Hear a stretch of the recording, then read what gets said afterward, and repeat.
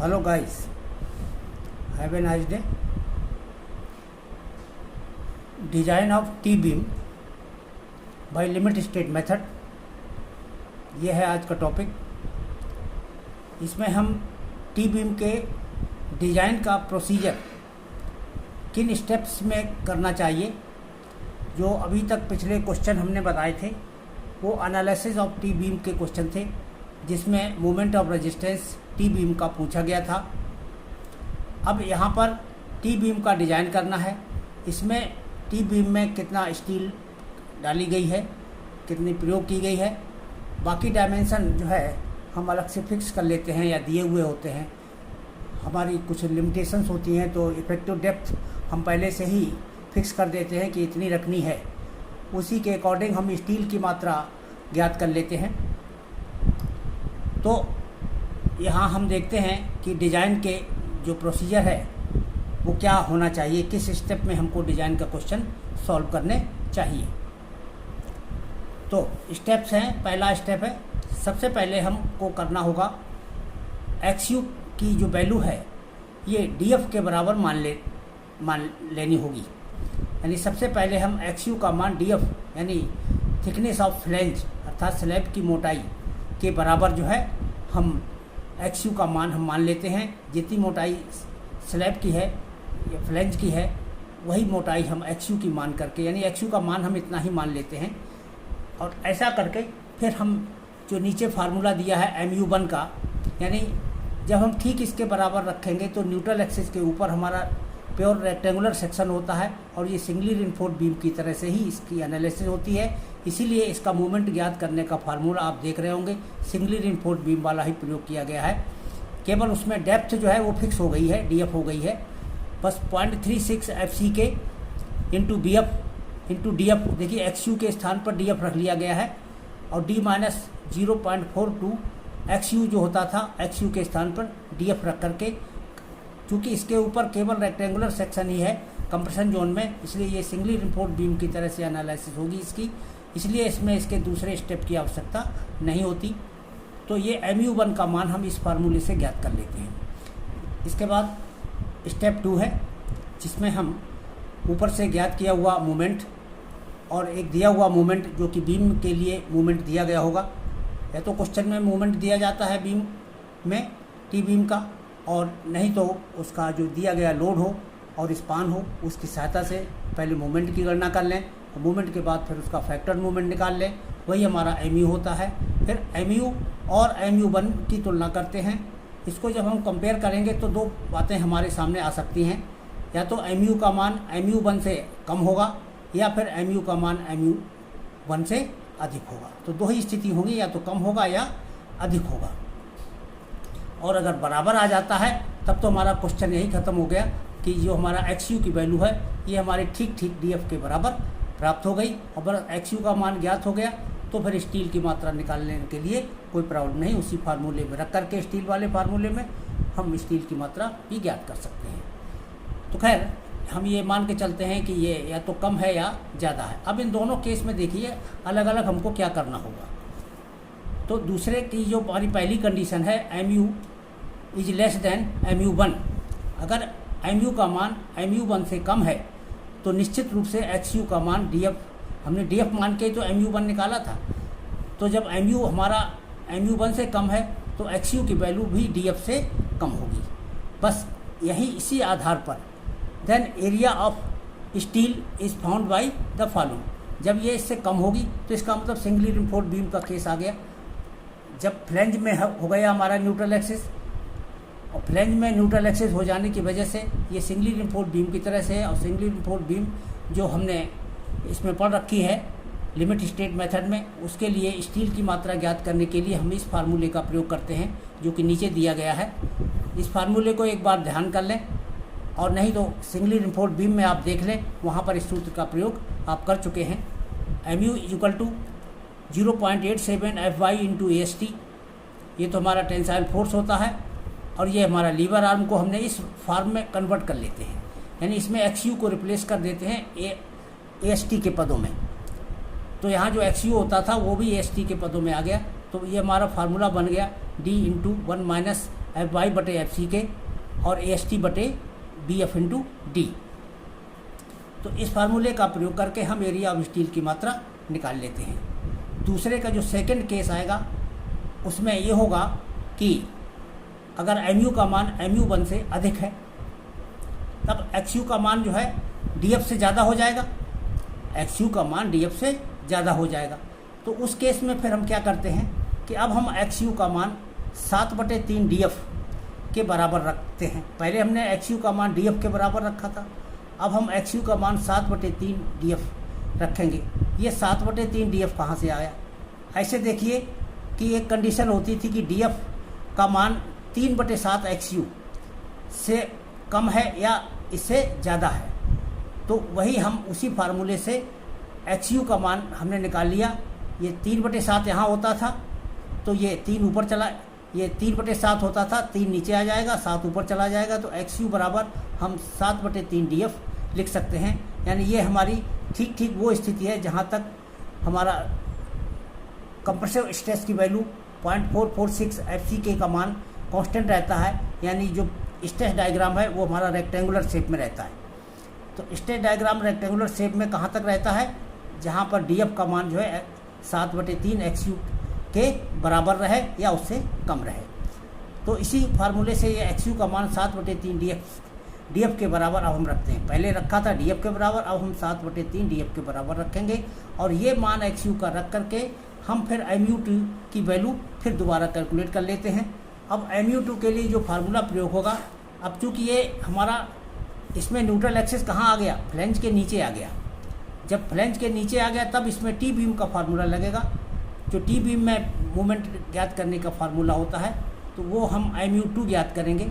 M u to बराबर 0.36 f c k b डब्ल्यू into x u और bracket में ये लीवर आर्म है डी माइनस 0.42 एक्स यू और फिर ये फ्लैंज वाला पोर्शन है तो 0.446 f c k b f minus b डब्ल्यू इंटू डी एफ और ब्रैकेट में इसका lever arm d minus d f by 2।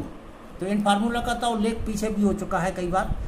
तो ये इस फार्मूले का यानी ये हमारा टी बीम का जो बेंडिंग मूवमेंट निकालने का फार्मूला है उसका हम प्रयोग करेंगे।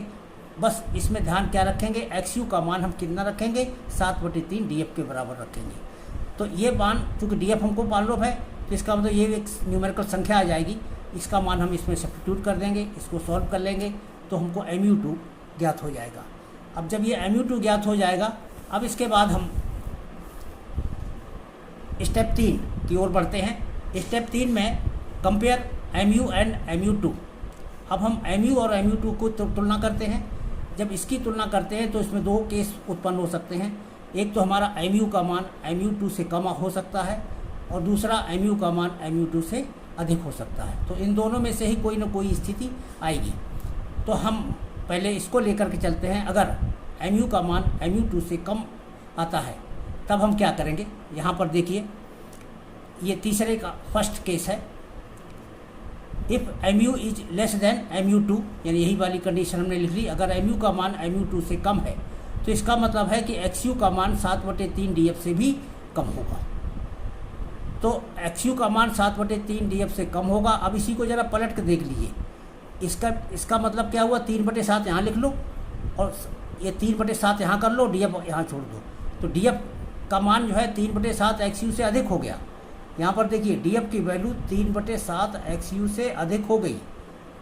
और ये अधिक होने वाली स्थिति देखिए कैसे आप यहाँ कह सकते हो।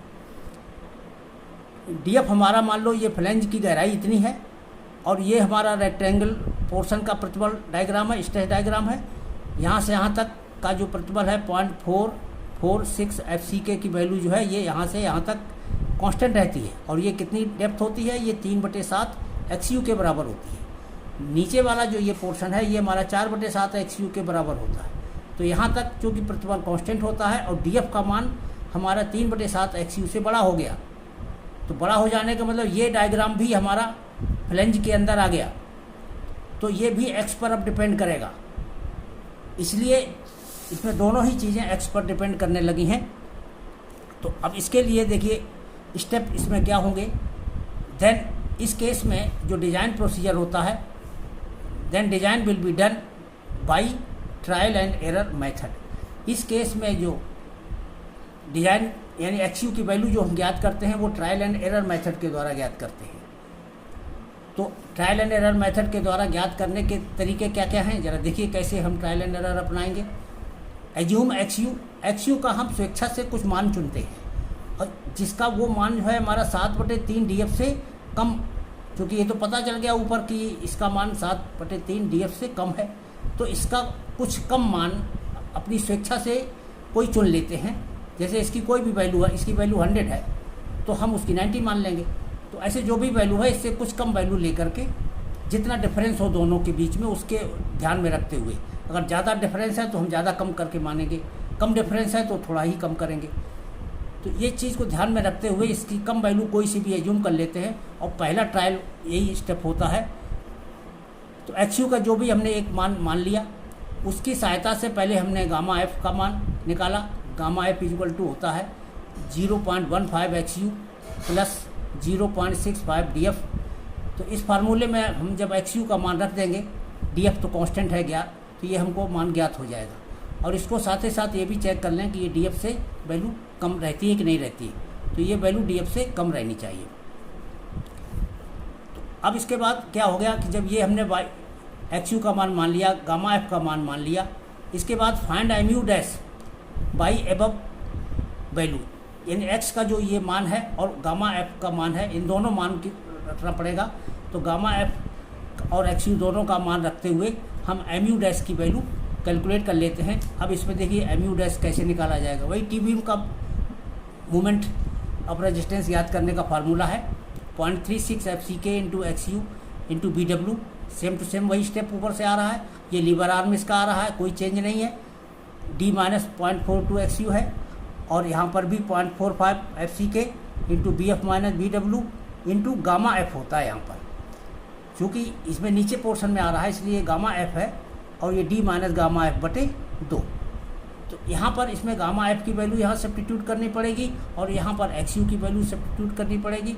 बाकी संख्याएं हमको सब ज्ञात है, इसको सॉल्व करके हम MU डैश का मान ज्ञात कर लेते हैं। जब हमारा MU डैश ज्ञात हो जाए तो फिर इसके बाद हम MU और MU डैश को कंपेयर कर लेते हैं। अब MU और MU डैश को फिर हम कंपेयर करेंगे तो इस केस में हमारी 3 स्थितियां आ सकती हैं। या तो हमारा यहीं बराबर हो जाएगा, MU बराबर MU डैश के बराबर हो जाएगा, या फिर MU का मान MU डैश से बड़ा होगा, या फिर MU का मान MU डैश से छोटा रहेगा। तो कोई सी 3 में से कोई भी स्थिति उत्पन्न हो सकती है। तो अब अगर बराबर हो जाए तो इसका मतलब है कि जो XU हमने एज्यूम कर रखा था वो हमारा सही हमने एज्यूम कर लिया, तो XU की वैल्यू सही ज्ञात हो गई। अब इसके आगे XU ज्ञात करने के लिए कोई फर्दर गणना करने की आवश्यकता नहीं रह जाती। अब अगर MU का मान MU डैश से ज़्यादा है, इसका मतलब ये है कि XU का मान अभी थोड़ा सा और हमको बढ़ा करके प्रयोग करना है। Then again try assuming increasing value of XU, फिर इसमें XU का मान थोड़ा बढ़ा करके हम प्रयोग करेंगे और फिर हम ट्राई करेंगे।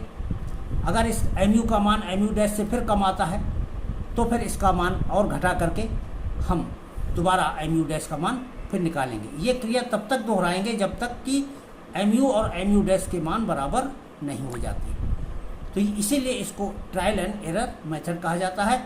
तो अगले स्टेप में यही लिखा हुआ, रिपीट दी ट्रायल टिल, कब तक, जब तक MU और MU डैश बराबर ना हो जाए। तो ये इसका स्टेप हो गया। तो इसमें जो है अगला स्टेप है repeat the trial till MU is equal to MU dash, जब तक ये दोनों बराबर नहीं हो जाते।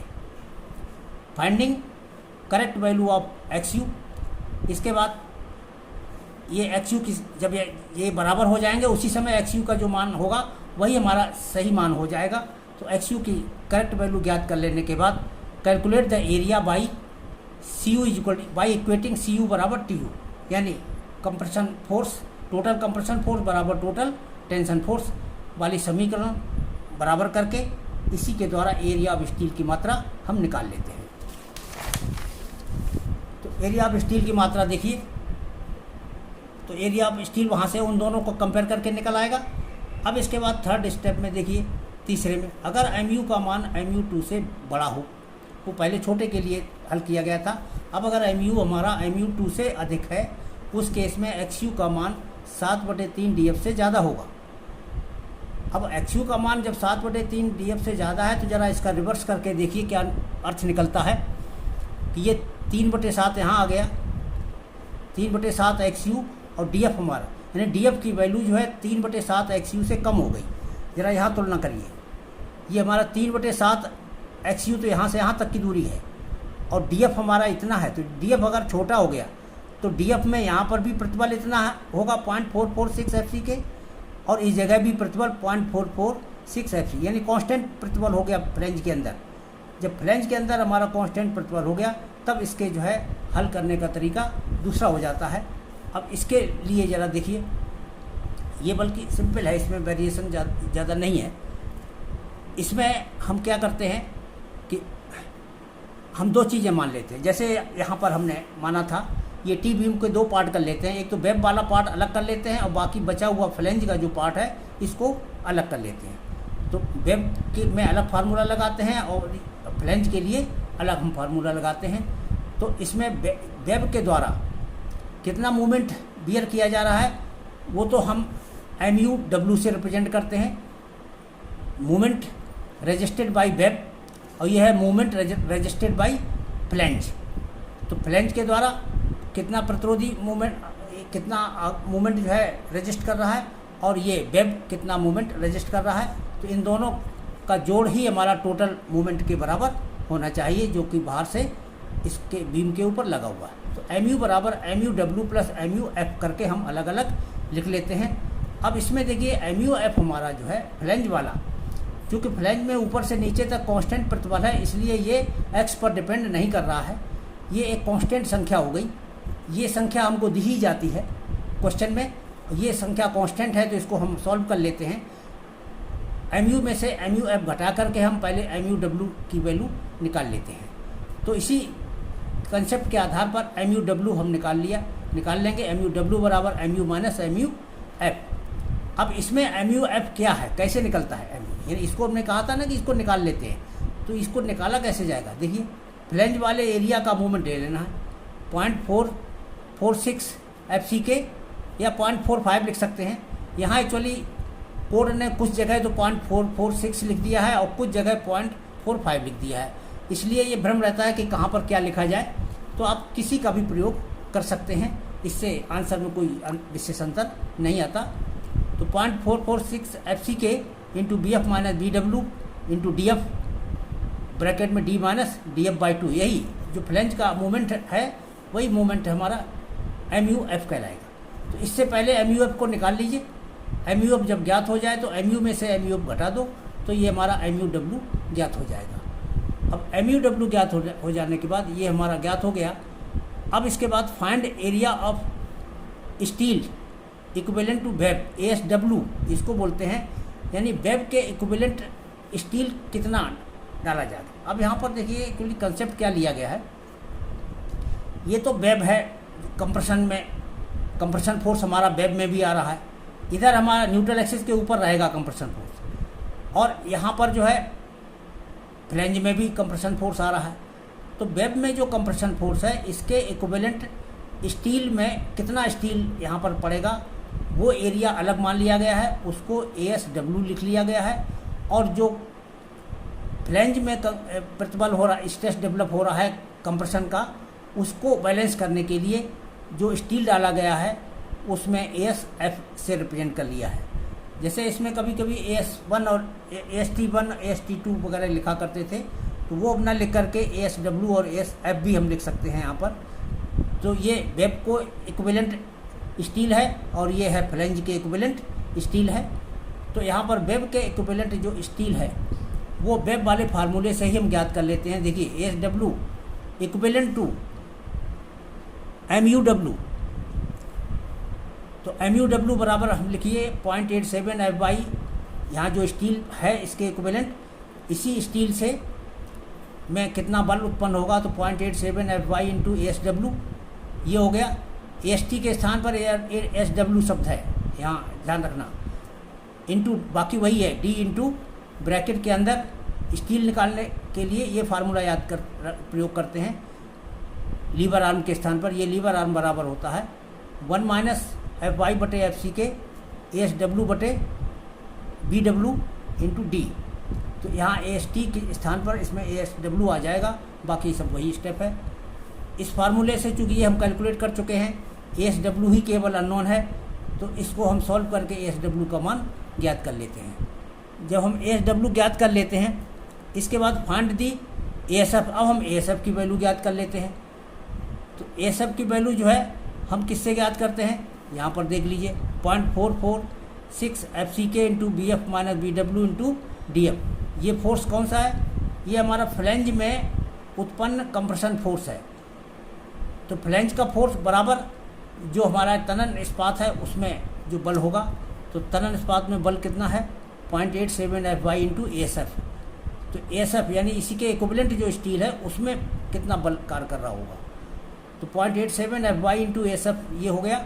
और इस बल, ये हमारा टेंसाइल फोर्स है इसमें, और ये कंप्रेशन फोर्स है। इन दोनों को बराबर करके ASF की वैल्यू हम यहाँ से निकाल लेते हैं। तो इस तरह से इस फार्मूले से हमारा ASF ज्ञात हो गया, इस फार्मूले से हमारा ASW ज्ञात हो गया।